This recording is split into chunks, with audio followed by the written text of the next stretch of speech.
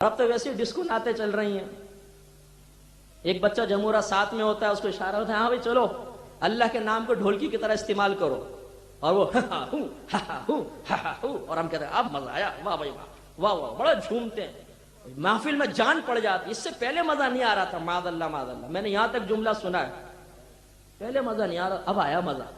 یعنی اللہ کے نبی کا نام لیا جا رہا ہو، پہلے مزہ نہیں آ رہا، اللہ کے نام کو ڈھول کی طرح استعمال کرے تو ہمیں مزہ آنا شروع ہو گیا. لا حول ولا قوت. ڈوب مرنے کا مقام ہے کہ ہم نے نعت کو بزنس بنا کر پیسے کمانے کے لیے اللہ کے نام کو ڈھولکی بنا لیا.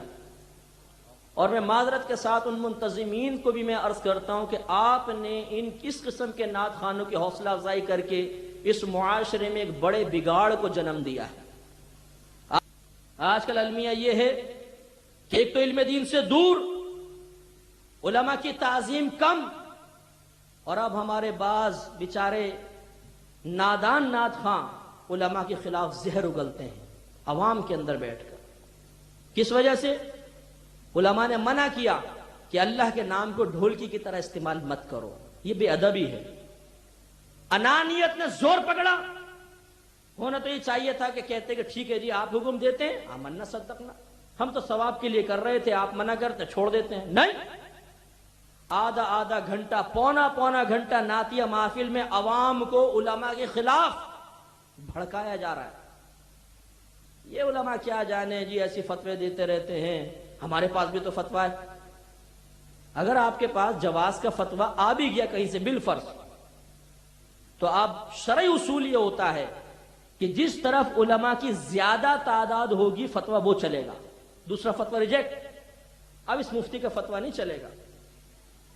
تو زیادہ تر علماء اس وقت جتنے بھی بڑے بڑے علماء سب منع کر رہے ہیں کہ یہ طریقہ مناسب نہیں ہے.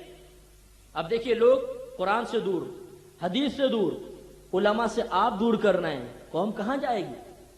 اس کا مطلب ہے کہ آپ یہ چاہتے ہیں کہ علماء سارے مر جائیں، دفن ہو جائیں، اور قوم اپنے آخرت کا مستقبل نعت خوانوں کے حوالے کر دے.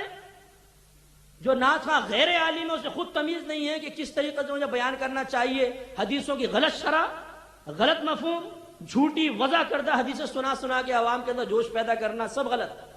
اس وقت بڑے بڑے جید علماء اس پر متفق ہیں کہ یہ اس قسم کی نعتیں نہیں ہونی چاہیے. یہ ذکر کا غلط انداز ہے. میں ایک بڑے پیمانے پہ کام کر رہا ہوں. یقین کیجئے کہ پڑھی لکھی فیملیز کے فون آتے ہیں کہ مفتی صاحب کل تو آپ ہمیں میوزک کو منع کرتے تھے، آج آپ لوگوں کے نعت خوانیوں کو میوزک بنا لیا. اب بتائیے ہم کیا جواب دیں، کس طرح مطمئن کریں؟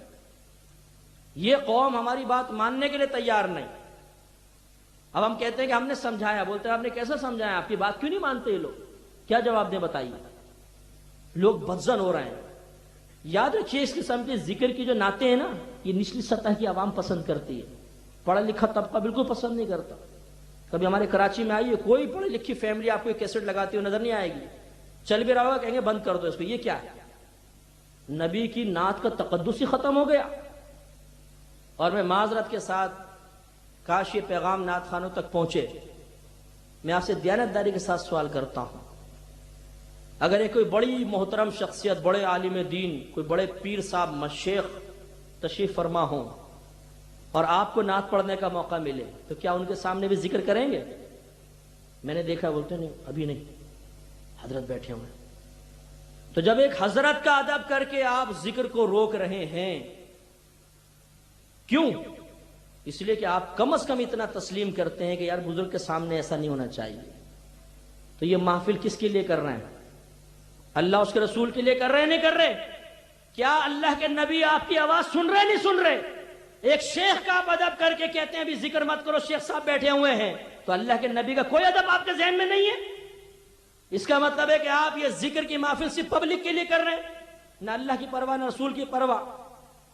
اور ایسا ہے بھی. ایک نعت خواں مجھے ملا، کہنے لگا کہ آج کل یہ ذکر کے اوپر بڑے مسئلے چل رہے ہیں. تو میں نے کہا بھائی مسئلہ تو ہے، آپ چھوڑ دو اس کو. کہنے لگا یقین کریں میں خود اس کو برا سمجھتا ہوں، لیکن کیا کریں پبلک کی ڈیمانڈ ہے. تو حقیقتاً اب نعت خواں اللہ کے لیے شاید ہی پڑھتا ہو. میں نہیں کہہ رہا ہوں کہ ہر ایک ایسا کرتا ہے، اب پبلک کی ڈیمانڈ پہ چلتی ہے بات. پبلک کیا چاہتی ہے، میزبان کیا چاہتا ہے. کون سی نعت پڑھو کہ میزبان پھڑک جائے اور جیب میں ہاتھ ڈال کے یوں پیسے لوٹانا شروع کر دے. یہ تو انداز بھی مطلب مناسب نہیں ہوتا یہ پیسے لوٹانے کا انداز. ریاکاری تو ہے بھرپور, اور یہ انداز مطلب معیوب ہے. کسی اور مقام پہ ہوتا تھا جو اب نعت خوانیوں کے اندر شروع ہو گیا. یہ غلط انداز ہے.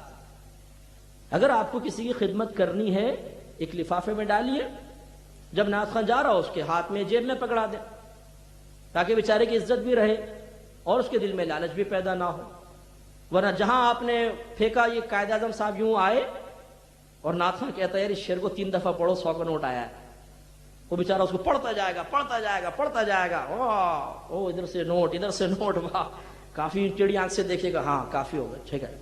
اس شعر کو بار بار, تو آپ نے اس کو ریاکاری میں مبتلا کیا.